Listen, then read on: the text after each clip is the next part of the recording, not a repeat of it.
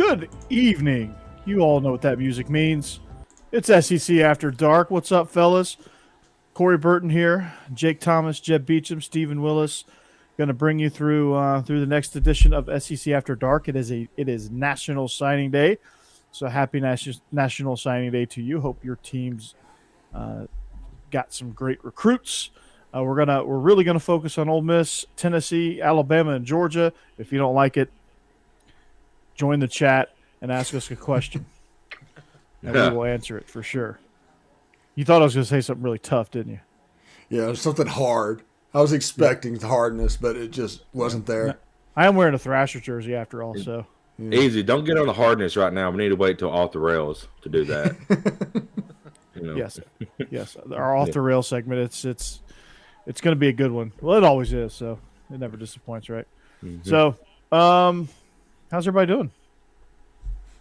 Doing pretty well. Good. That's what I like to hear. Well, we are presented by BetOnline.ag. It's the number one place to get all your bets. It's a new and updated website. If you want to sign up, use the promo code Bleav. You can use that one. They will match your deposit 50%. Well, they give you a 50% welcome bonus if you do use that promo code. BetOnline has some great odds and props things. I can't wait to see what they put out for the Super Bowl. We'll talk about the Super Bowl a little bit and talk a little Joe Shiesty and his comment about his necklace. That was pretty funny. I'm sure we'll get a prop on that on him mentioning that at Media Day. I would imagine. But if you want to bet on something, go to BetOnline and they will probably have it. I've seen props on the Grammys, so that's good. And I got in there and played blackjack and got my ass handed to me. So, what's up, guys? What's happening? What's happening is this show. This show is happening. This is a happening place to be. You better hit that. So BetOnline, it's where the game starts. Subscribe, hit the bell. YouTube. You can follow us on a million different channels because we do this thing called echoing, right? Mm-hmm. Yeah, we do this thing called echoing, and we're rocking and rolling with that. So I'm excited. I got off the phone with a guy at playactionpools.com. They have this new bingo game coming out for the Super Bowl. Steve, I sent you a link with it. I can't remember, Jake, if I sent you one too. You did. Okay. What'd you guys think about that? Think it was pretty cool. Something I'd be interested maybe in doing, but I haven't dug into it too deeply yet. Yeah, I hadn't dug in deeply yet either. It's still brand new. I don't think they fully set it up for that week. So I think Christian over there at Play Action Pools is going to send us out a link, and we'll start a contest for sure. We'll just drop one in there and let's rock and roll. We'll use Play Action Pools as our method of. And we'll definitely do one for March Madness, and be on the lookout for a promo code on that one. So we'll be on the March Madness tip. So, follow us on social media. It's down on the screen somewhere. You can find us. Jake's usually tweeting. He's down in the dumps right now because his Auburn football program is just falling apart, man. And it's you sad. You smell that? Y'all smell that? Smells like a dumpster fire. I thought you were going to ask me if I smelled what The Rock was cooking. Okay. Yeah. There are rumors right now that Brian Harsin might not make it through this week. Wow. I don't know how serious that is, and I don't know what's going on, but people are actually talking about that. And it's bizarre. And they are absolutely a dumpster fire. The fact that we've gotten here to this point where there's even rumors of Brian Harsin being fired immediately, that's got to tell you all you need to know, right? Yeah. I mean, how bad is it when Austin Davis gets down there and stays like 2 weeks and he's like, "No, I'm getting the heck out of here. Bye. See you guys." Yeah, I'm like, dang. I left Seattle for this, man. I would. Yeah. Almighty. He saw Russell Wilson and then got down and saw TJ Finley, and he was like, "Nope." Who's this guy? Why is he a quarterback? He's like, I sat through failure to launch. I am not sitting through this. Yeah. Is this Auburn High School? Yeah. we at the high school? What's going on here? Yeah, I think he got confused. bad. So, But at least they got the #1 team in basketball. I guess that's going forward. They're a basketball school. They absolutely are. no, They're a Steve, basketball school. they're an everything school. Oh, please. No. Bruce Pearl. According to Bruce Pearl, the basketball coach at Auburn, that should tell you everything you need to know if he's making those pronouncements. Yes. They're an everything school, Steve. Don't forget it, okay? Do not forget it. J-Boy's going to come ascend from the heavens and strike you down. What's up, John? What's up, Stacey? My two favorite associate producers. Yeah. Oh, by the way, if they were to get rid of Brian Harsin, that would be the most hilariously bad move I've seen in a very long time. It's basically voluntarily going through what Tennessee went through when Lane Kiffin left. It'd be volunteering to do that. It would set the program back 5 years. But it would be the most Auburn thing to do, though. Yeah. Oh, it totally would. I don't think there's enough yellow wood in the world to hold up that thing if it happens. No. Oh, Yeah. yellow wood. I love Yellow it. wood. Is that the wood you use behind you? Yes. Yeah. Nice. It's good. I thought it was solid. I thought it was sturdy. Mm-hmm. Needs a new paint job, though. It's my shotgun shack in the Florida Everglades to prevent people from finding me. I'm off the grid. There you go. He is off the grid. That's why he's got a land shark hat. That's not actually an Ole Miss hat. That is his. Steve is a swamp charter. He Shoot. takes you out on the airboats. Yeah. That's why his internet never goes down, because he's got it rigged up where they can't get to him. Mm-hmm. He is so far off the grid. I'm like the Gene Hackman character from Enemy of the State. I just live in a fence that nobody knows about that somehow isn't connected to anything, but he can get on the internet and do whatever he wants. Yeah, it's unreal. Some of the comments, their football program is already financially broke, so that's good. How does the AD survive? Good question.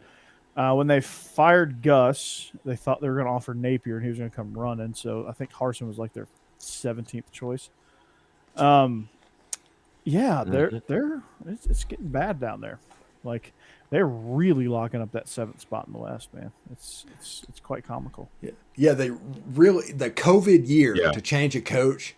Everybody that changed a coach during the COVID year hired somebody like Shane Beamer, and that worked out.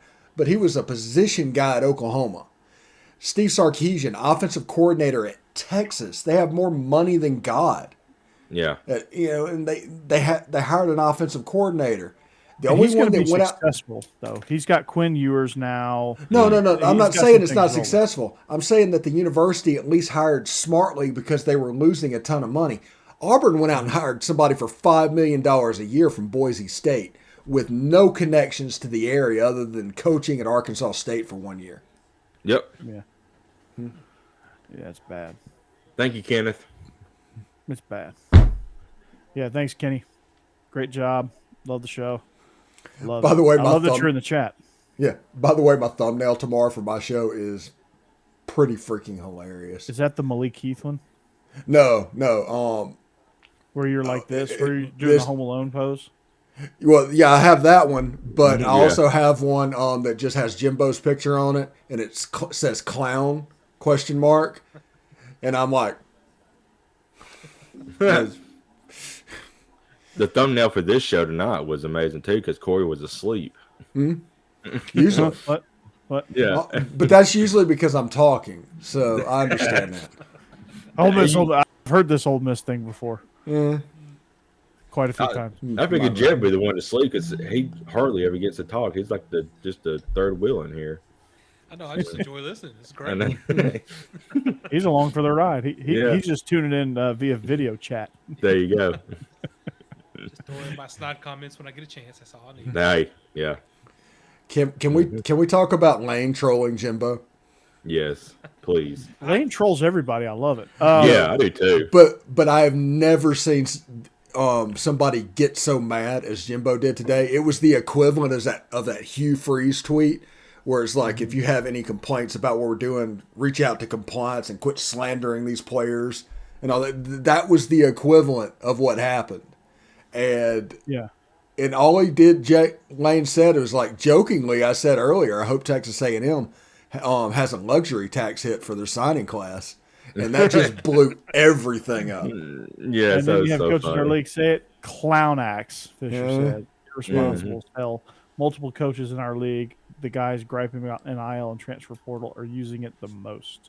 That's the ironic part. It does piss me off. Yeah. It's funny, man. It's absolutely amazing to make somebody that mad. It was almost like he was protesting too much. He was absolutely come off sounding more guilty than when he went in there. If he just wouldn't have acknowledged it, he would have been fine. But after that, it was like, oh, y'all definitely spent $30 million on a signing class. Yeah, because he's very touchy about it. To me, it's insulting to the players we recruited. That's why they would come to Texas A&M. You ever been to a game here? There ain't a better university in this country, and not a better checkbook than $30 million. Yeah. So. Lane Kiffin probably joking, probably a little bit serious in there too as well. I think that the Ole Miss's whole February National Signing Day press conference, the fact that they held it a day early, was so he could light that fuse, walk out of the room, and make Jimbo have to deal with it. Everybody went to Saban and assumed he was going after Saban. He wasn't going after Saban. It was absolutely about Jimbo. I don't even know how Saban got brought into it other than the fact that he's Saban. Because Saban and it's Alabama, and they again, Alabama, the state of Alabama changed some laws as well, right, Jake? Yes, I do believe that's correct. Yeah. I wish Georgia would use NIL more. We got our star quarterback doing NIL at the cash register at Raising Cane's. Yeah. Jimbo is an idiot. John, I hope you're not just now figuring that out. But yeah. Stacey makes a great point because I seen something today that they got floated around. Jimbo in his career averages about 8 wins a year. He may have a year where he goes undefeated, where he gets to the national championship game. But yeah, he's getting the number 1 recruiting class by winning 8 games a year without any, dealings behind, that's bullcrap. Well, just think about this. They're about to spend $100 million and end up in the Duke's Mayo Bowl. Right. That's going to be the return on their investment. It's hilarious. It is. Mm-hmm. They're going to spend more than half the states in this country's running budget for their entire state. And they're going to go to the Duke's Mayo Bowl. But hey, Jimbo might get the Mayo bath. Yeah, he might get the Mayo bath. Might. That's the key word, might. He's got to beat the mighty Louisville Cardinals to do so. The NC State Wolfpack. Oh, wait, no, he's already ducked the NC State Wolfpack. Mm-hmm. Oh, by the way, can they use the 12th man anymore after canceling a game because they said they didn't have enough players, when in reality they just didn't have a quarterback? Yeah. I think. Can they use the 12th man? It does seem like you should lose that title at that point. Yeah, because their whole thing is they have the guy eternally at the ready to help their university if it called upon if needed. Yeah, so if they would have just say that they ran the course and got to the SEC championship game, didn't have, Calzada got hurt or whatever, and they somehow beat Georgia to get that 4th playoff spot. Mm-hmm. But they didn't have a quarterback. Well, you think they was going to jump out, drop out of the playoffs without a quarterback? No. That's all it was. They didn't have a quarterback. They didn't want to play. Yeah, they didn't want to play in a quote meaningless bowl. Yeah. Yeah. Well, the thing about it is, Lane knows Ole Miss kicked their ass last year. All the defensive line, all their lines come in. Ole Miss just beat the hell out of them. And that's the reason Lane Kiffin just feels like he has the ability to go through and talk about whatever the hell he wants when it comes to A&M and just needle Jimbo as much as he wants to. I don't think Kiffin really cares. He just needles whoever and whenever. Yeah. That's his personality. What he did to Urban. I mean, God. That was hilarious. Yeah, it's just like, what is going on? I mean, he might as well say he drove Urban into retirement. He did. he drove Urban to the bar. And then Urban drove himself out of a job at that bar. Yeah, exactly. And then I was a 20-year-old blonde. Drove him out. Yeah. I was grinding up on him. So He was like, "You got Coors Light here?" that's right. He took a page out of your book. Coors Light. I just lost to the Browns. Give me a Coors Light. Yeah. I mean, that's not bad to say anymore because the Browns are pretty good. I don't care what anybody says. All Baker Mayfield is a sober Johnny Manziel. I mean, yeah, you're right about that. But He ain't good. I mean, his team around him. I mean, Nick Chubb's a hoss. But he's not bad enough to where Austin Davis wouldn't stay at Auburn to go coach Baker. I think he would rather go coach Baker Mayfield Yeah. than TJ Finley. John's tempting me. Uh-oh. We're not even to the off the rails segment yet. No, gosh, that's good. Oh, man. That's good, John. Oh, John. Okay, I see what you're doing here. Yeah, You're just trying to get us to go right past National Signing Day, aren't you? man. Yeah. Oh, boy. Oh, boy. Do not do it. This yet. is, but we're talking about NIL seriously. If we're going to be serious about NIL, and everybody talks about Texas A&M spending $30 million on a four and go to the Duke's Mayo Bowl, they're not going to spend $30 million on the class next year. They're not going to be able to get that money. No. No, they're not. And Because so investors would be like, no, we want a new coach. yeah, and it's all going to balance out. It doesn't need hyper regulation. In fact, you just need to let it on. It's going to even out because eventually the schools and the NIL groups are going to be competing against each other for money because it's the same money. Either money's going to Alabama or Alabama's NIL. They're not adding money on top of it. People aren't just throwing their money away. Well, they might be in Alabama, but they're not probably not in other states. They definitely are in at College Station. Yeah, well, Texas A&M's a cult. Yes. You can't convince me otherwise. Yeah, it really is. I mean, complete from the ice cream men, cheerleaders, the whole 9 yards. A&M's a cult. But I agree with you. I think the NIL, all this will calm down after a year or two of this kind of craziness. Yeah. It's a So will the terrible transfer year portal. for Tennessee to be limiting their scholarships and not being able to take many people. We're missing all this fun. I really hate it. I really thought the portal transfers were going to be a lot more fun to watch and interesting. But Portal transfers to me have been absolutely fun to watch. yeah, They have been. working out real well for a couple of teams. Arkansas, Missouri, Ole Miss. Mm-hmm. I was hoping Caleb Williams would have ended up at Wisconsin. That would have been fun. Oh, I was hoping that USC would not end up with a quarterback after they ran Jackson Dart off. That would have been funny. It just a walk-on campus. Like, well, that's bad news. Well, I guess I'm the quarterback at But- USC. All right. But this is what I don't understand. For real. This is what I don't understand. This is a team that went to the Alamo Bowl, did not win their conference championship, and because the quarterback, wide receiver, and head coach of that team goes to USC, who went 4-8 this year, USC's a playoff contender. No. That's the national media. They want it to be so. I mean, that's all you're hearing. It's all clicks, man. I mean, USC's not are they going to be better? Are they going to be 4-8 next year? No, they're not going to be 4-8 next year. Are they going to be in the playoffs? No. No. Have you seen Utah play? Sure. Yeah, Utah is the most regressive team in the country, and I'm here for it. Yeah. I mean, it's Line up in unreal. 13 personnel and let's go. I mean, Put a in fullback year back there two- and let's go. Love it. in year two, USC. In all seriousness, in year two, okay, you have a point.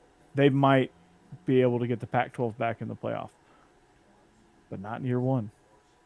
Well, this is the thing. Okay, everybody's talking about that, and USC might be the contender for the Pac-12, but then they still have a long way to go to get to the playoff. And if they are Charmin ultra soft like Oklahoma has been, the last few years. Once they get to the playoffs, it's not going to matter. And you know what? If they're Charmin extra soft like that, Utah is going to chew them up. Stanford is going to chew them up. There are a couple of teams that play just real physical football that's a problem for that Charmin extra soft run and gun air raid offense that Lincoln Riley likes to run. Mm-hmm. The Air Charmin. Yeah. The Charmin roll offense. So yeah, it's I don't know. Like they've got to figure out an identity. They've got like Lane Kiffin. Lincoln Riley has got to see. Lane Kiffin's already in my head too. He's got to find that defensive coordinator that he's got to find his antithesis, if you will. He's got to find somebody that's going to bring out a competitive and physical edge in that football team. Alex Greenwich, he was a great scheme guy, but he just wasn't that guy that he needed to be his coordinator. Like Dabo needed Brent Venables to make those Clemson teams extremely physical.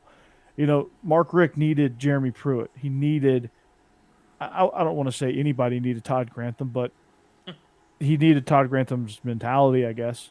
He could have done away with the scheme and all the other stuff. But, you know, Brian Van Gorder early in his career, they needed him. Like Fulmer needed Chavis. You know, Saban had Kirby, you know, and Saban brings plenty of it, but he needed help. Like head coaches need help with that, with all of that. I mean, every great head coach, you look at their right-hand coordinator, which if it's an offensive guy, it's the defensive coordinator and vice versa.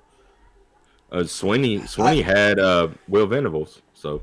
Yeah. I think the fact that Lincoln Riley likes to play tempo, he has a problem with play volume.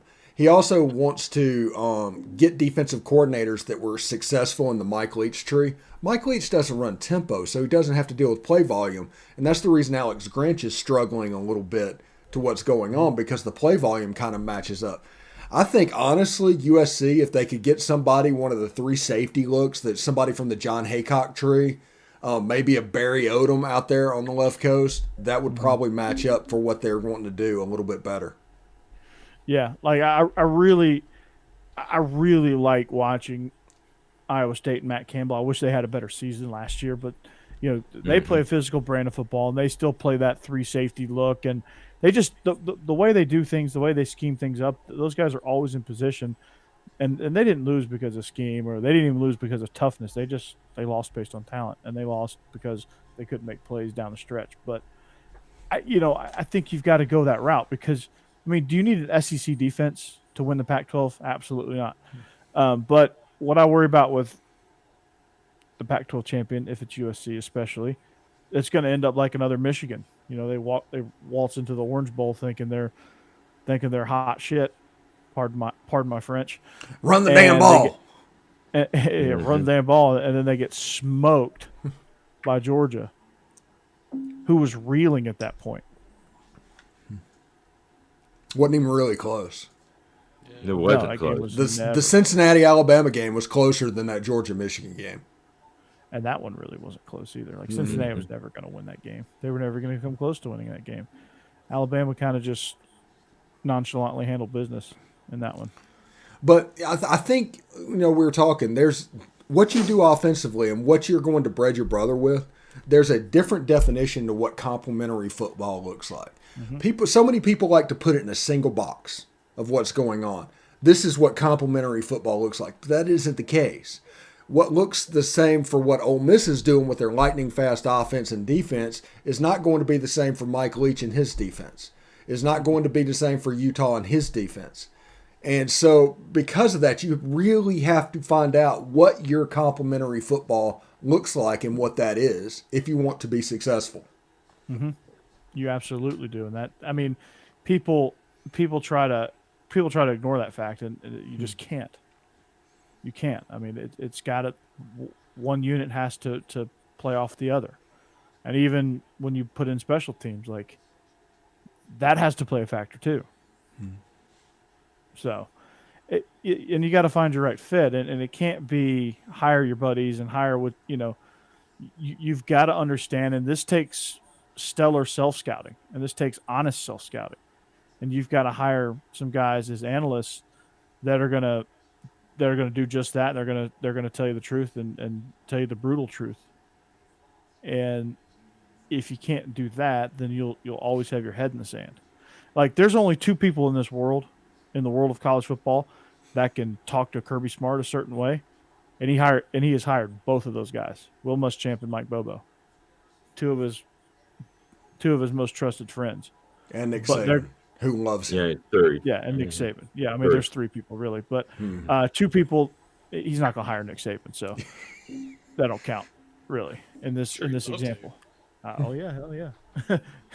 Hey Nick, you want to come be my defensive coordinator? I hear you're pretty good at it. If you go to Facebook, whoever is doing a search, if you go on Facebook, they're going to hire somebody like Bill Belichick or some sort of. Tennessee's been having John Gruden season for 16 years. Yes, they have. That's done with now. So. They're got to monitor his emails though. Yeah. I don't. He's available. Hey, if he gets a Gmail account, is it like what Hillary did? Oh. Ooh. Okay. Ooh. All righty then. Yeah, maybe. Oh, there's the GIF right there. There. Hold on. No, hold that pose. All right. Screenshot that. Uh-oh. Somebody said Tennessee who? Uh-oh. Jeb? It's on.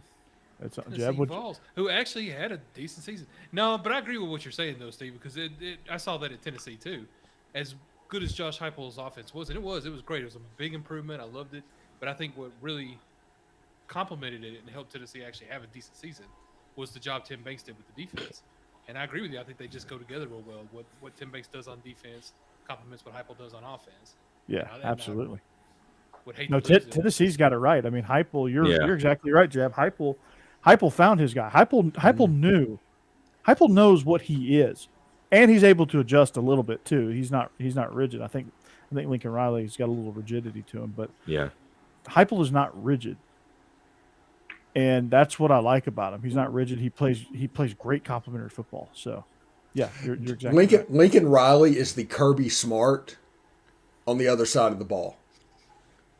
He is not going to do anything at the expense of his offense. Lincoln Riley's not. Kirby is going to play offense a certain way to protect his defense because his defense, as you saw this year, is good enough to win a national championship.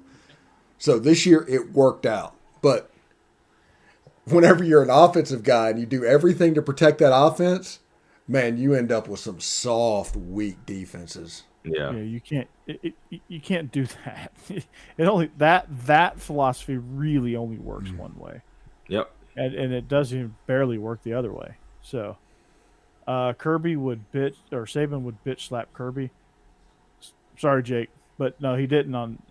Saban didn't bitch slap Kirby on January 10th. So there you go. Cody, Lincoln Riley did not want any of that SEC smoke. He got out of town as soon as he knew what was going on, and he recruited Oklahoma's players to be as petty as possible on his way out the door. What Tommy Tuberville did to Ole Miss, Lincoln Riley did times 10. Yeah, I want that Oklahoma SC game. I want to see it happen. I want them to go to Norman. I'm rooting for them in the Alamo Bowl next year. Oh my God, that would be outstanding. I mean, he went as far away from the SEC besides moving all the way to Hawaii to get away from them. How about Todd Graham, by the way, screwing up the Hawaii head coaching job? There's no expectations down there. Just go down there and in paradise and have fun, and he managed to screw that up. That's we call him on Illegal Motion. We call him Coach Bluetooth because you know how like coaches wear the headset and it's like got the ear muff and the boom microphone. He had, you remember the Bluetooth headpieces from earpieces from 2008? Yeah. Where it's like just the little thing. Mm-hmm. That's basically what he had. Yeah. If you remember, look at him from his Arizona State days. I mean, he may wear a regular headset now, which kind of ruins the nickname, but we call him Coach Bluetooth. We talked about that on Illegal Motion. I think the last 3 feet of a highway in Oklahoma heading towards Colorado was named for Lincoln Riley or something like that. That by Really? legislative decree. Yeah. Oh my God. The last 3 feet of the highway out of the state. Some teams get a little petty when they're upset. You remember the great song "Runaway Lane"? One of my favorite songs. Oh yeah. Mm-hmm. Yeah. Runaway Lane, never coming back. Yeah. Of course, Oh. then he came back to SEC. I remember there was two. I used to listen to the song all the time, but there was two Ole Miss people who rewrote Margaritaville and did "Wasting Away" in Tommy Tuberville years ago. I like love that song. It's That song so is funny. hilarious. It is. Oh, speaking of which, there was a story. Speaking of Tommy Tuberville, this brings up a story. How Alabama's offensive line coach left Kentucky. The new offensive line coach, Jake, you've heard this, right? Yeah. He just up and left. Like he went on a recruiting trip wearing his Kentucky gear, and he did the old bait and switch and started recruiting the kid for Alabama. Just left, didn't tell anybody. Wow. And then the headline pops up. This is my Tommy Tuberville story. In 1996 or 97, I forget the year because I'm so freaking old. I tried to walk on to Ole Miss's football team. And Tommy Tuberville was the coach at that time. So I went in and met with him and did my pre-meeting with it that he does with walk-ons. And he finally got to the questions like, what position do you play? And I told him, I was like, I'm a place kicker. He's like, oh, no, we got too many goddamn kickers. And from that point right there. And it was like, okay, awesome. I'll go back and just watch the games. Yeah, nice to meet you, Coach Tuberville. Yeah. Oh boy. And that was the point the year before. It was like 6 kickers were used in the season because nobody could make a field goal. It was a lot like Alabama. Alabama would know what I'm talking about. Yeah. Until we got real rocker. How was Saban about to let an in-state 23 5-star cornerback go to A&M over Alabama? Jake, you want to take that one? $30 million in NIL. Yeah, I mean that's about the only thing I can think of. Yeah. Well, it's still a long way to go. Yeah, I'm serious. If A&M, if they win 8 or 9 games this year, they're not going to get $30 million next year. No. It's not sustainable. Now, Ole Miss is building a nice, sustainable model with their NIL. They have 4 or 5 groups that are putting it together, including the Oxford Chamber of Commerce that has different tiers to where you can donate $20, $30, $50 at a time, or you can do big ticket things and NIL can go through that. Obviously, watch out. I mean, it's no secret. Watch out with Lane with recruiting, but he's doing some things. Yeah, the Ags locker. There's something going to happen in the Ags locker room. I don't know about jealousy with NIL money, but something's going to happen. And that 5-star cornerback from Alabama is going to probably end up at Alabama Thornton. It's usually how it works. Yeah. You know, because in-state guys It won't be targets Auburn. like that. Yeah, it won't be Definitely Auburn, that's for sure. I mean, it happens at Georgia too. I'm sure it happens with Tennessee. I'm sure it happens with Ole Miss. You get a 5-star and they look elsewhere. He probably just went on a visit to A&M and loved it and committed. And that won't stick probably, I'll be honest with you, because it's Nick Saban. It's like everybody looking at Arch Manning. Yeah. It's like, and until I hear otherwise, Arch Manning is going to Ole Miss. Yeah. So here's what's going to happen, Steve. Here's what's going to happen with that. He's going to commit to Georgia. No, I don't think he would do that. I don't think he's going to decommit. So wherever he commits is where he's going to go. Well, yeah, I could see that. I could definitely see him committing, thinking he really wants to go there, and then This is so much like Eli's recruitment. It's scary. It really is. Replace Virginia with Georgia, and Texas is involved. I've seen this movie before, I think. And also remember, everybody needs to remember also, Cooper went to Ole Miss and his football career was taken from him. So he literally wants to put the family legacy intact. Yeah, it makes sense. And especially if Ole Miss wins this year. if they put it another season like last year, this year, yeah, it makes. I keep hearing people saying he loves Georgia, he's this and that, and I'm like, that's great. I just don't think he's going to end up there. I think he's going to go to Ole Miss. I mean, I would love it, and it would be a big coup for my cousin, who is one of his lead recruiters, but and he was mentioned in an article with a quote from Arch Manning saying, "Hey, Buster Faulkner is one of the main reasons I really like Georgia, my relationship with Buster Faulkner." So, it's got to be a huge feather in his cap, because he's not a position coach yet. He's one of the designated analysts that's allowed to travel right now, because Georgia doesn't have 10 assistant coaches. So, and he's a good recruiter. So it remains to be seen, but it'll be a valiant effort. Cody dropping some knowledge, by the way. His dad is in the suites, but so was Peyton's dad. Where'd he go? Yeah. I'm just saying. Ole Miss went on a shitload of preparation right before Peyton was to sign. Yeah. If that didn't happen, Cooper didn't get injured, Tennessee wasn't getting Peyton. That's why. And even Peyton would admit that. We're the one on probation now. So. Yeah. Thornton, I agree with you. Yeah, we must get Peter Woods, and in addition to Jaleel or Tony will be great. Kirby's got him. Kirby lock. Probably, but Hey, a thing that's funny, did y'all see that cringeworthy TikTok video where Brian Kelly and that recruit the other day? That recruit committed to Alabama today. Did you see Lane Kiffin bury Brian Kelly for doing that? Yes. That was even funnier. That was, yeah. Did you lose a bet? Yeah. Lose a bet? That was so great. Oh, I love my coach. I love him, my coach. They had they had a still of that video side by side to Urban Meyer and the girl at the bar, and I think the little caption said, "What's the difference here?" Who did Brian Kelly broke out a move I haven't seen since Uma Thurman in Pulp Fiction. Yes. Mm-hmm. Not only do you do the Uma Thurman, the Pulp Fiction, but you stand the wrong way, and you're supposed to stand back to back. Yes. And you're supposed to look cool. I mean, he's humping the dude. He's nut to butt. Nut to butt. Yeah. Yeah. It was so cringeworthy. It's awful. and then a video comes out of him doing trying to hit the gritty.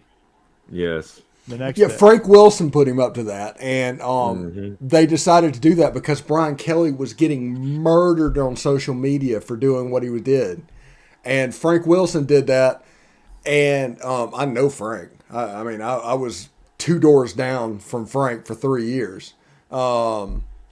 He is the #1 yes man for any head coach, and that's just what he does. That is his role, and Frank Wilson. Anytime you see a post from him, it is designed to deflect and help Brian Kelly.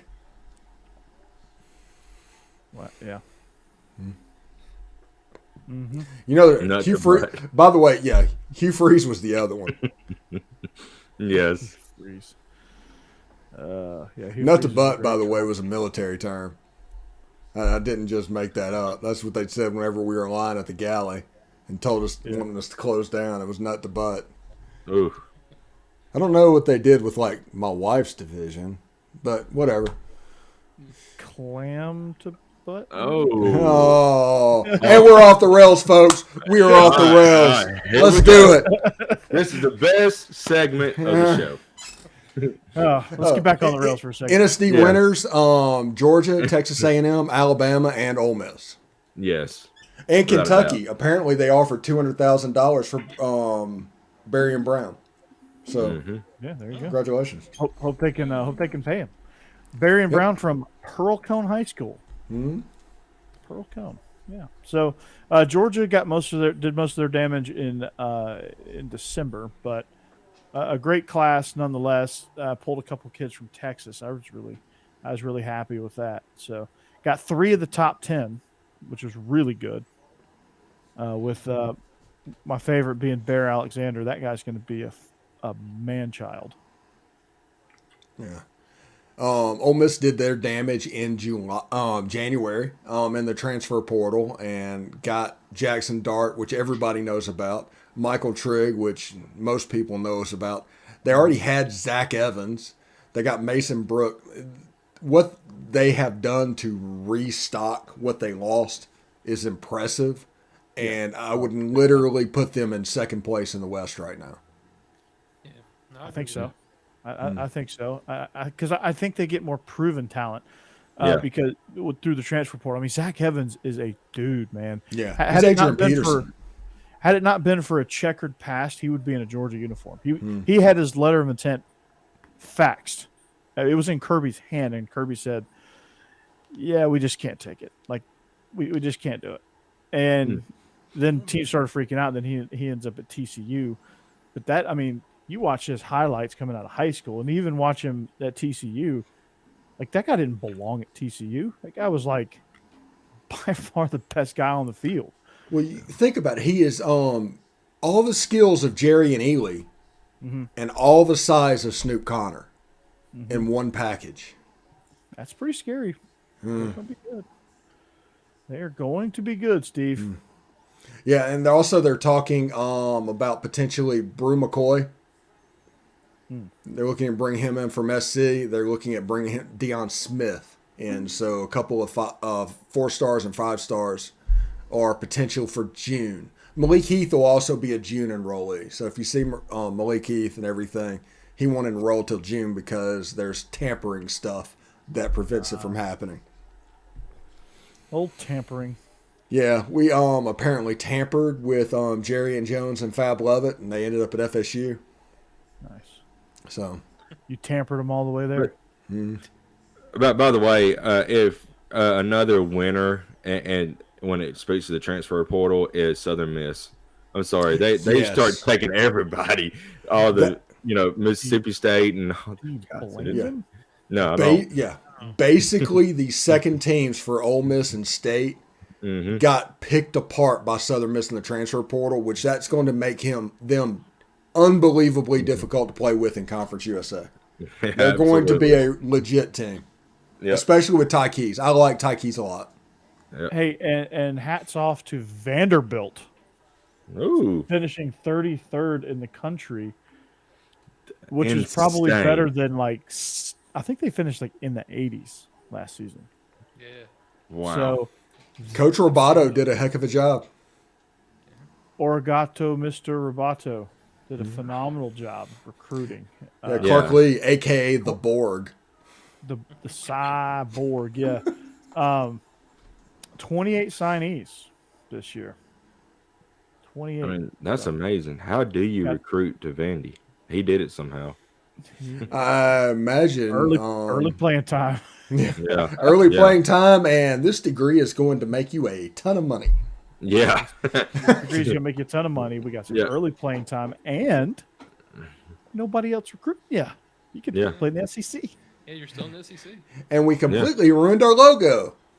No, change it back, Clark.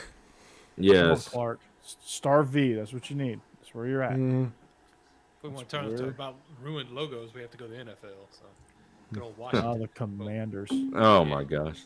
It's any given Sunday. It's all about those inches. The 6 inches in front of your face.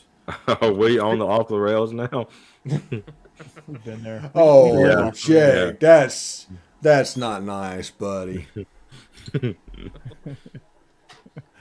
Commies. Oh. Cody. Washington Commanders? Let's talk about the Washington Commanders. We're in their off the rails segment. Yeah, let's do it. What does everybody think about the name Washington Commanders and what they look like? They should have stuck with Washington football team. I agree 100%. Or something better. It would have been a nice little FU for them, for people that made them change. I'm a fan of that. But I like the Commanders mainly because I was in the military, and I remember what Washington, D.C. was like. It's a military town. It really is. I was in D.C. really on 9/11. I got to see exactly what that town can do, and when it gets to high alert. And Washington Commanders actually fits. I don't know if the colors do, but I like that black uniform. That's the second helmet of the 2 shell rule in the NFL that we've seen, and I kind of like that helmet. But Steve, is there other military terms they could have used that would have been? I would have liked Washington Admirals. Like that would have been that would have been good. I also saw Defenders potentially as well. Yeah, the problem with Defenders is the DC Defenders playing in the XFL. Yeah, that's true. Yeah, see, I would have liked Sentinels, but you can't do that because of. Oh, that would have been awesome. That would have been. I think that would have been great. Sign Shane Falco now. You get Gene Hackman as your head coach. Oh man, you're not gonna lose. AOC would be the biggest cheerleader. Yes, you would. Commies. But I genuinely like it. I want to see what it looks like on the field. I think it would look all right. I like the logo, the military style with the lines above and below Commanders. It looks pretty military. The crest is cool. Yeah. I'm trying to but see these uniforms. They need to change the color scheme if they're going to go Commanders. They just need to. Well, it's funny. They kind of did. Nice, John. They don't look like the Redskins looked. The uniforms, there's a classicness that was the Washington Redskins that is absolutely gone now. And it's going to make that burgundy look a little darker, if that makes sense. Yeah. And, I like the matte finish on the helmets. Mm-hmm. Like I think they did a good job with. I don't know, just something about it. I don't know. I mean, they're getting killed on social media, but when they leaked, it come out a few days. Uniforms on there, they would have been killed in social media. Yeah. Yeah. When it got leaked a few days ago, I was excited. I was like, so I got into one of my group chats on Twitter, and I put in there, I said, well, it looks like Washington is going with the name Commandos. I was like, uh-oh. I meant Commanders, but yeah, I put Commandos, and that was about 30 minutes of just me getting hammered. But anyway. I mean, what about the, I don't know. There's so many other military terms you probably could have gone with, and Steve could really. Generals? Yeah. Could they do generals? They could, but they wanted something that was for all military, because basically, whenever you have a base, each base has a commander, no matter what's going on. So this is a way to make it about the Army, the Air Force, the Navy, the Coast Guard, the Marines. No matter what, you're going to have a commander. I know everybody's going to think about the commander-in-chief, but it's not about that. It's just about random people that are commanding these different bases. Yeah. Okay. Yeah. Well, I mean, I don't know. It's one of those names. You'll get used to it. Like the Cleveland Guardians. I don't know if I can get used to that. Cody, if they're not wearing cuffs, they're in trouble. Don't say that when I'm drinking something. Yeah. Free ballers. Cleveland Guardians. It sounds like something out of like Guardians of the Galaxy. Yeah. So like a Cody, Marvel thing. The Commandos are gonna remix Tom Petty's "Free Fallin'." Oh my gosh! No, don't. Free ballin', yeah. Man. Yeah, I'm free. Bow, bow, bow. I'm free ballin'. Yeah. My balls are free. Yeah, we haven't really gotten together, but I had a meeting with a lady that was a former producer from Mike and Mike in the Morning. We just got them talking about balls, and you talking about a woman. Well, no, I'm changing the subject because I'm trying to be the adult in the room. Since when? Since he met with this lady from ESPN. Yeah. We're trying not to get canceled. Yeah. Speaking of free balling. But she gave me ideas for segment construction and segments within segments and things like that. And it's something that we can incorporate it to what we do. We have 3. We just, sort of. Well, we're already in the first segment, I guess. Yeah, we started off the rails, and everybody gave a sentence on NSD winners. Yep. So I mean, but is that bad for NSD though? That like this is where we are in the February National Signing Day. Oh, today I did nothing. I didn't even care about today. Yeah. I was actually shocked when Malik Heath announced. I had to like look it up. Like, oh, who did we sign today? Like Steve, it used to be like shut down the office. Oh my gosh, yeah. It used to be a 18-hour day for us. Mm-hmm. It was that and the first weekend of the NCAA basketball tournament were the two big, like, long-hour days that me and Corey had to put up with. Thank you, John. Yeah. And, yeah. Oh, by the way, just so everybody knows, when it comes to Rivals or 24/7 or On3, they're all the same. Whenever you get a commit, there's a minimum of stars that we just had to put in that player was never looked at if he wasn't on the list whenever you signed on signing day. So if he was a 5.5 3-star, it was probably put in for somebody like me and Corey that was just importing that information in when we were putting in the signing class, because we were the ones that were putting in the signing class. That's a good point. Yeah. Now, granted, we know a lot about football, but we didn't really break down an Akron wide receiver. When we are on when we were in the middle of our Hawaii list, which is the last list that we do, and we're like halfway through the list, I don't even care what position they are. You're a 3-star, bud. Hey, do you remember when John Leggett accidentally put that player in as a 4-star, and they were the winner of the MAC in recruiting? Yeah. Oh yeah. This Marshall. And then we were trying to figure out how to walk it back and do whatever they had to do, but they had already gone public with winning recruiting, and it was all just a typo to where whenever he did the drop down, he selected 4-star instead of 3. Oh my gosh. I remember that. I remember that. That was, oh boy. That's great. That is the real inside baseball behind On3 and Rivals and 247. Yes. Don't take it too serious, guys. They don't. It is what it is. No. Yeah. We don't. It's so far from an exact science. Like just because A&M has the best recruiting class. It's like On3 has NIL evaluations now, where they just put out dollar amounts of each player's worth. It's like, according to who? Yeah, that's a slippery slope right there. Yeah, I'm not sure I'd go with what that do you do? model. It's kind of like the Pro Football Focus guys. It's like, this is the third-rated offensive guard in the NFC West.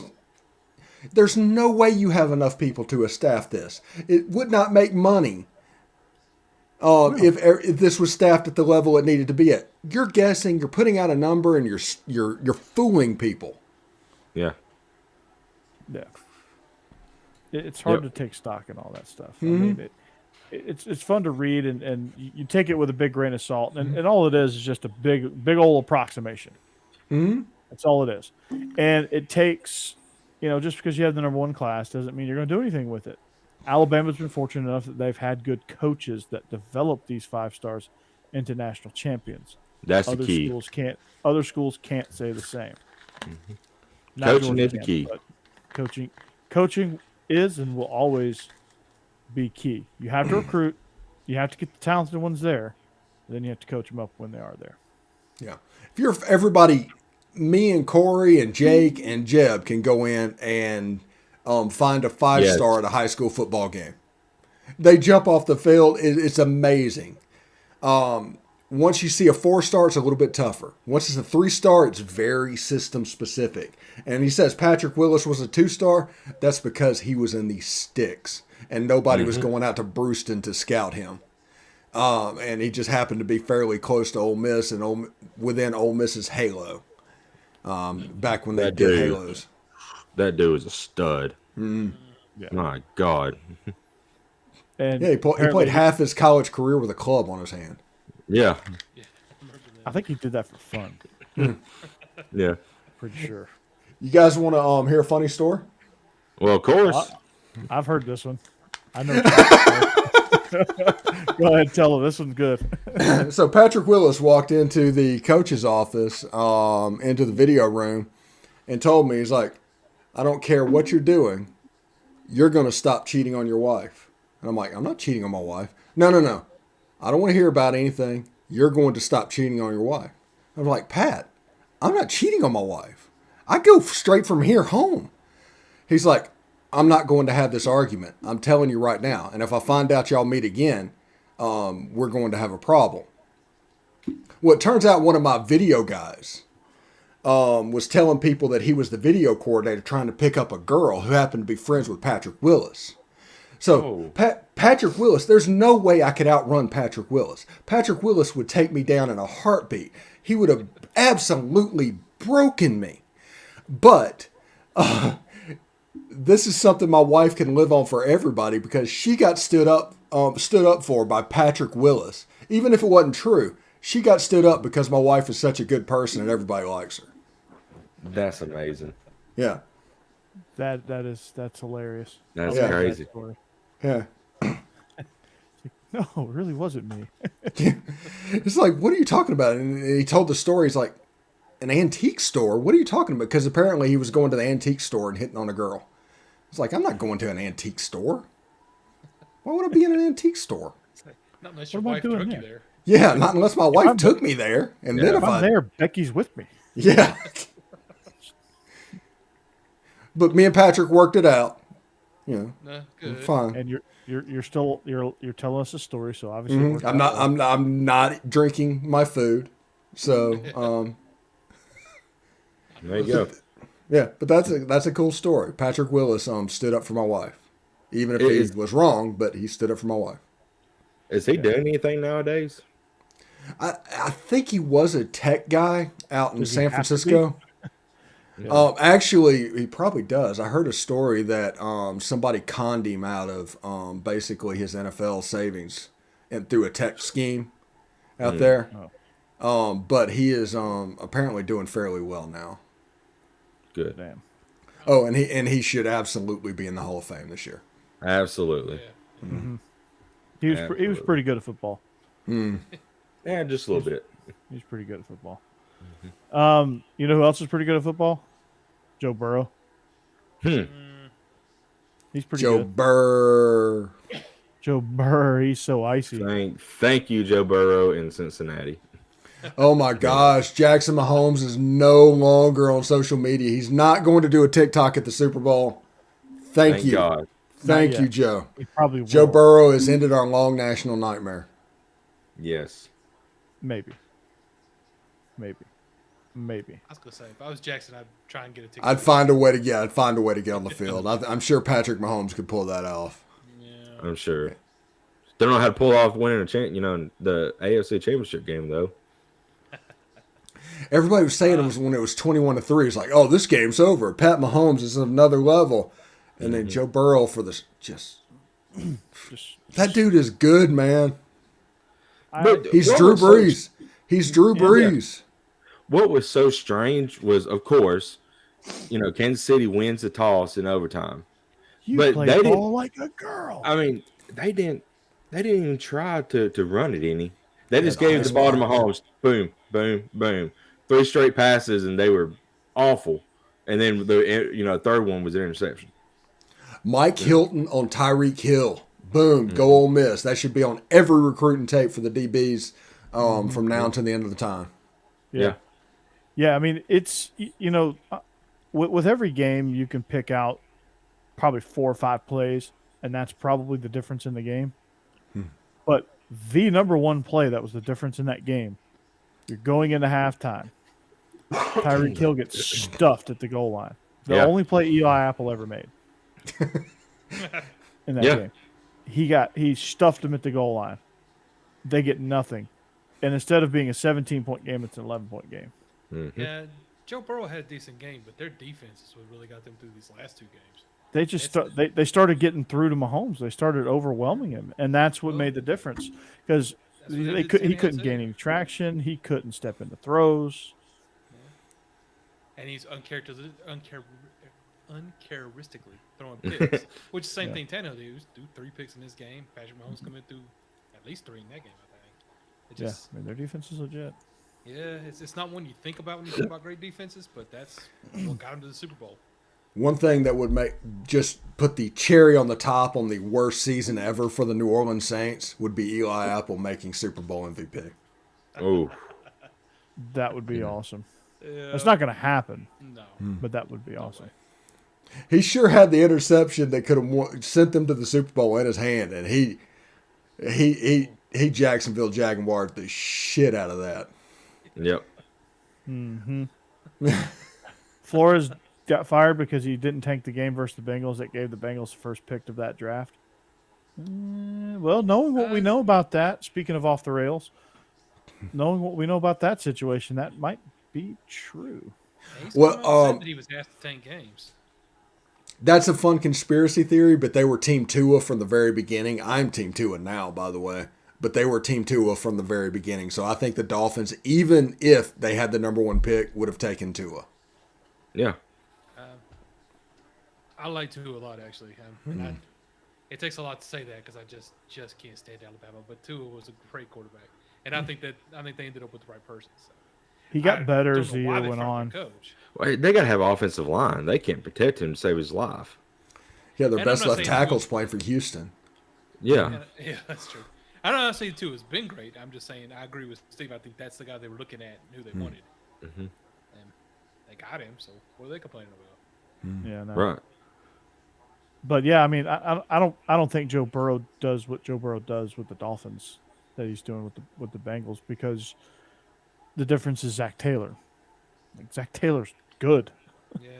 We didn't know he was good, but he's good. True. Like Tannehill's Kenneth best Ford, you years. shut up! Don't you? Oh. You take that evil back, Ricky Bobby. That'd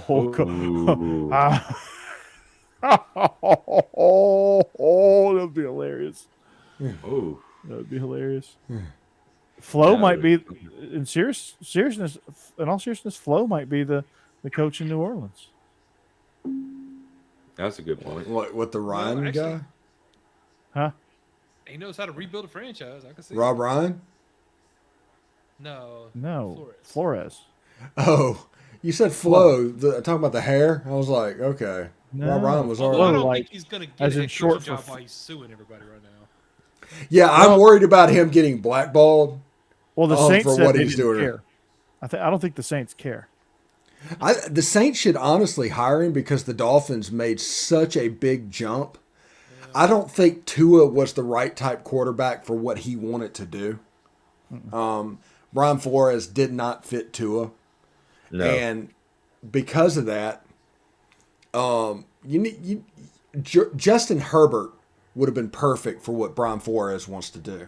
So you find that quarterback that can do that, whether it is Sam Howell or Matt Corral, somebody that can just send the ball and push it down the field. That would help Brian Flores because he's going to take care of that defense. But I want Dennis Allen. That would be pretty good for me. I'm a big Dennis Allen guy. I love what he's done with the defense the last couple of years. Gets his redemption shot. Because wasn't he the head coach for the Raiders? I think everybody was at some point. Yeah. It's a long list. Yeah. Matty Corral to Pittsburgh.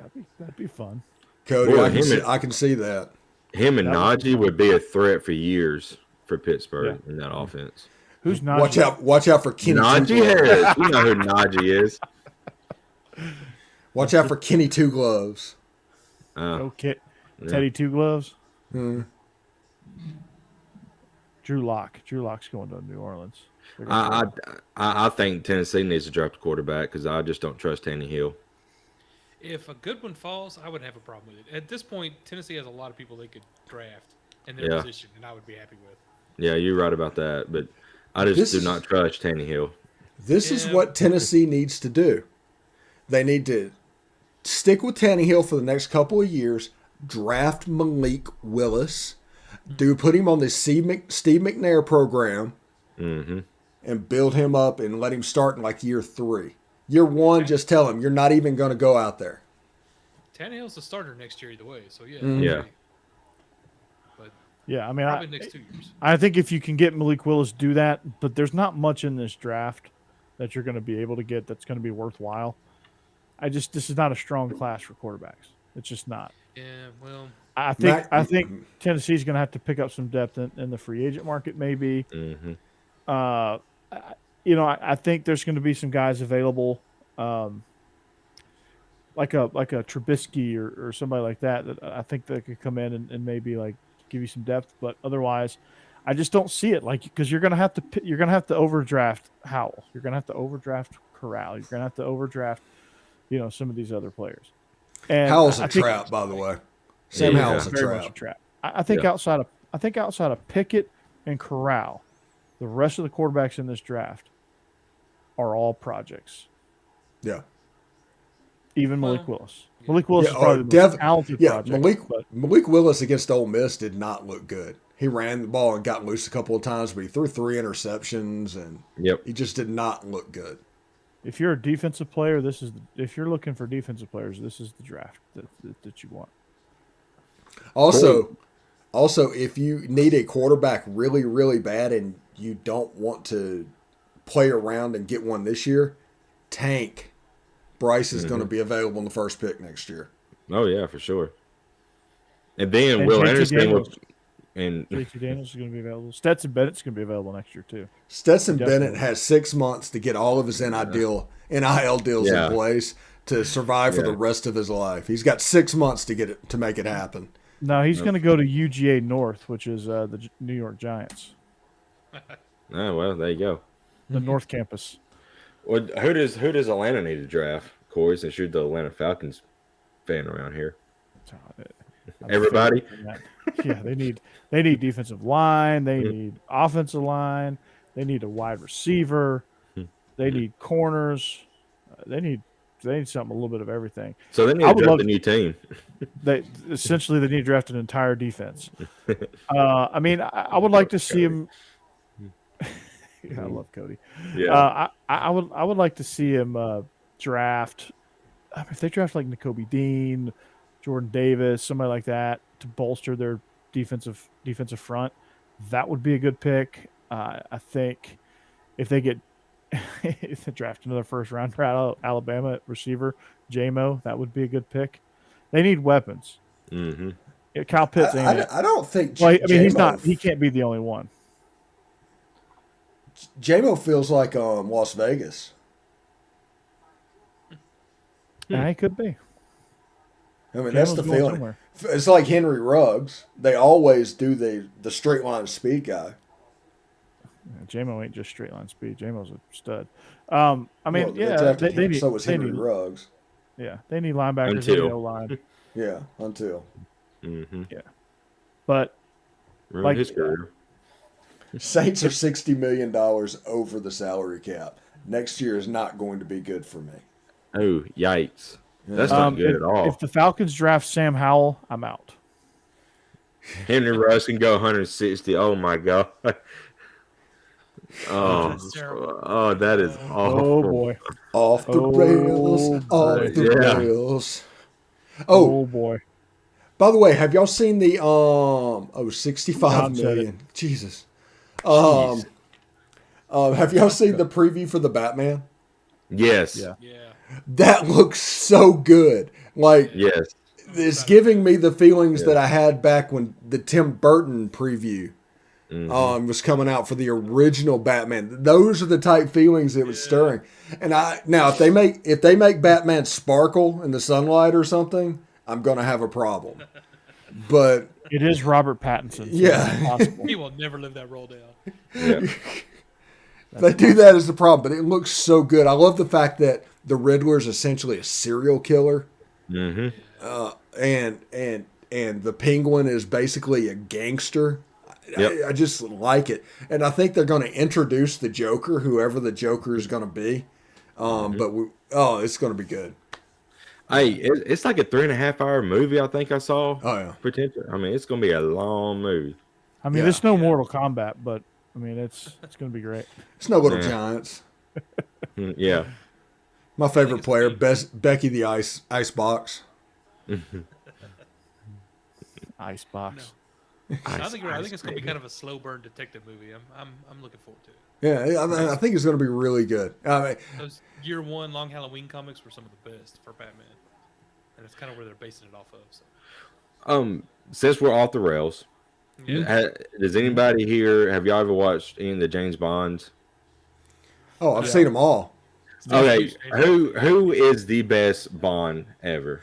Oh, well, okay. If we're gonna have this conversation, what are you looking for in your Bond?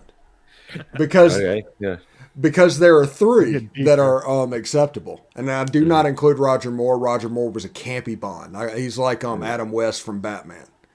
I got you. But if you look for just like the pure toxic masculinity of it all and everything, Sean Connery can't be beat. You know, it's like, it's fantastic. If you just Going back and watching his Bond is amazing. Yeah, if you go back and watch those early Bonds, it's like, whoa, they got away with that. Yeah. It's like going out the room. Oh. Yeah, it's fantastic. Yes. If you are looking for the debonair, like super smooth Bond, probably the best is Pierce Brosnan. Goldeneye is one of the best movies in the series. But if you want just a pure, just gritty, gut punching Bond, Daniel Craig is fantastic. Yeah. My favorite movie is Skyfall out of the whole Bond series. I love Skyfall. And I've watched that like 3 times. I'm a huge fan of Casino Royale. Yeah, Casino Royale is fantastic. Daniel Craig is my favorite Bond. Daniel Craig's top 3 for me, for sure. His movies are good. I just think the stuff that he does, the stunts that he does, Yeah. GoldenEye is the greatest video game of all time. Odd Job with the golden gun is a cheat code. Yes, it is. It is a cheat code. We had a rule that you could not be Odd Job. Cody, Yeah. Put galore. Yeah, that was a good one. that goes to the Sean Connery. But it's fantastic in its own little way. Yeah. Now, if you want to go in there and see all the misogyny or whatever's going on with those movies, that would probably overshadow all the rest that's going on. But those are genuinely good movies if you can get past that. They are. And Goldfinger with the Pussy Galore stuff is a fantastic movie. Did you say Gold Member? No, I'm a huge fan of the Austin Powers. But out of vagina. Yeah, I love vagina. Sorry, I'm just not getting that. Big surprise if anybody wants a James Bond movie, On Her Majesty's Secret Service. It's the one-off. Sean Connery's stunt double took over as the James Bond for one movie. It's actually a pretty good movie. It's the movie. Well, I'm not gonna spoil it. I don't want to do spoilers for 50 years later. I'll be right back. Well, you had 50 years to do it. Yeah, GoldenEye. I love GoldenEye. That's my favorite Pierce Brosnan one. I think GoldenEye's great. Casino Royale is really good. And then, of course, the Sean Connery version of. Nice. Oh, wow. This is a collection of every James Bond movie that I, from the beginning up until Skyfall, right here that I have. I love it. Also, Live and Let Die is surprisingly good. That's before they ruined Roger Moore. Yeah. Before they got into The Man with a Golden Gun and Moonraker. Yeah. Yeah, Moonraker I did not like at all. Yeah. He was not the best Bond. I like him as an actor. The best one is Never Said Never Again. Just because Sean Connery's got the male pattern baldness. And the obviously Just for Men dye job over there that he was about 5 years past his prime. Yeah. Then they recreated Thunderball. All it is Thunderball. It's the same movie, and it's hilarious. Yeah. I'll take 500. I'll take Thunderball for 500. Trebek. I'll take Schwartz for 100.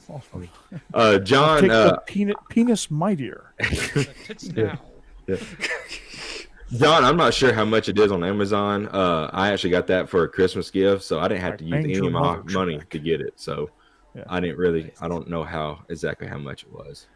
Yeah, Also, Sean Connery's best role was on Celebrity Jeopardy for sure. Yes. I'm not sure if they're still doing it, but there's a channel on Pluto TV. If you get that app, you can watch Pluto TV. Yes. And they have a James Bond channel where they just play James Bond movies on repeat. Oh, nice. Okay, check that out. Yeah. Or I'll just get the box like JCass. Yeah, I'm not that cool. Well, we know that. Yeah. What did y'all think about? What did you think? Have y'all seen the last Bond? I haven't seen it Skyrim? yet. The No Time to Die? No Time. No, I have not seen No Time to Die yet. I need to see Okay. it. Well, I won't ruin it. Yeah. Is it on HBO? Can I get it on HBO? It's probably pretty close. No, it's probably going to go straight to Stars for some reason. Probably so. I've heard about it, and from what I've been hearing about it, I'm probably not going to like the ending, but I'll have to watch it to see. Yeah, it's a good movie. It's probably it's probably in the top 2 best Daniel Craig Bonds. Okay. But Yeah. Okay. Yeah, it's really good. Do you think But I'll it's change a my- little bit different. It's a little bit different. Because if you remember on Skyfall, they did the thing where they kind of lived in the world between Pierce Brosnan and the future. And by the end of that movie, they kind of gone back to the 1960s Bond setup with the different M and everything, the look of everything. So this one is more of a Sean Connery type Bond movie with Daniel Craig. Nice.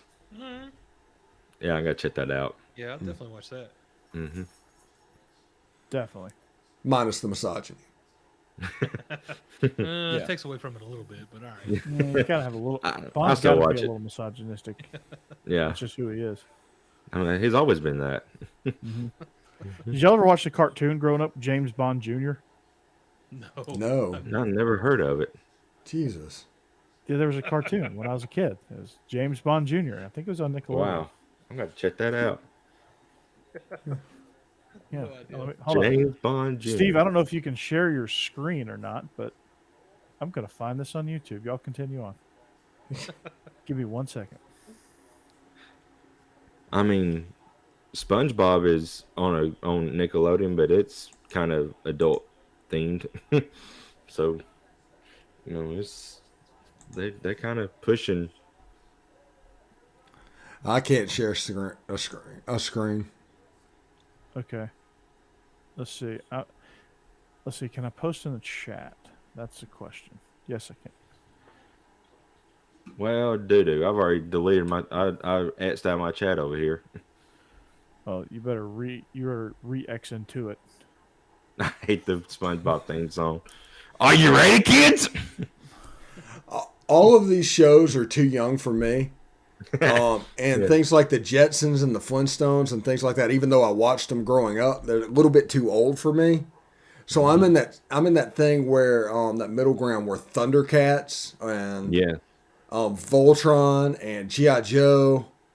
I watched all of them on Boomerang. Mm-hmm. They replayed some of the old ones. Yeah.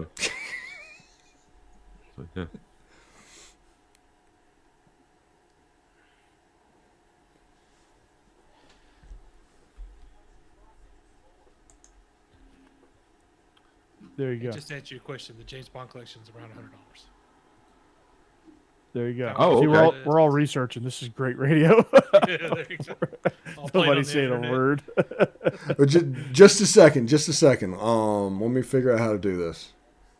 Oh, I see. James Bond Jr. I do remember Thundar the Barbarian. Like Jaws. Like Jaws was a main villain.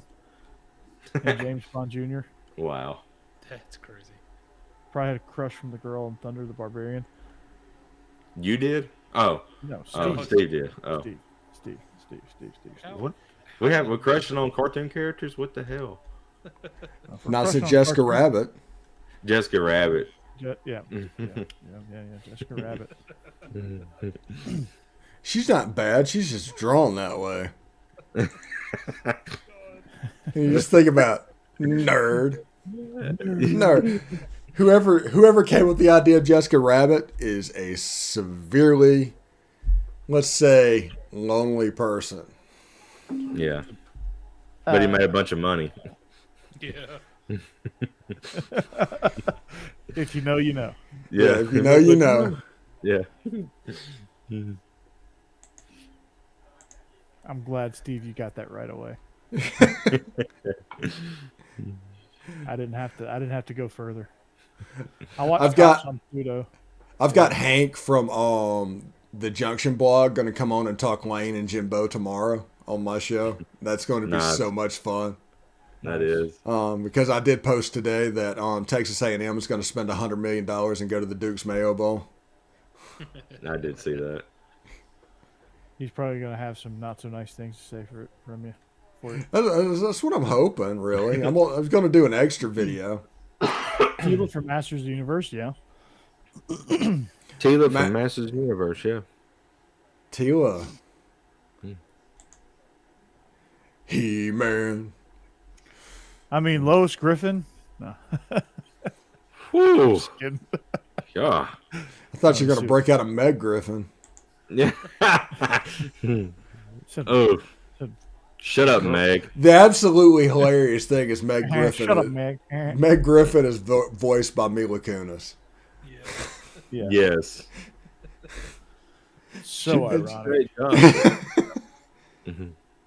I also love that a deep cut in A Million Ways to Die in the West. Whenever he's speaking the Indians' language out in the world, whenever he says fine, the word is Mila Kunis. Yeah. Nice. Yes. That was the corniest movie ever, but it was so. I mean, I enjoy that movie. Yeah. Yeah. It's crazy. Oh, man. This is your cinematography minute. Wow.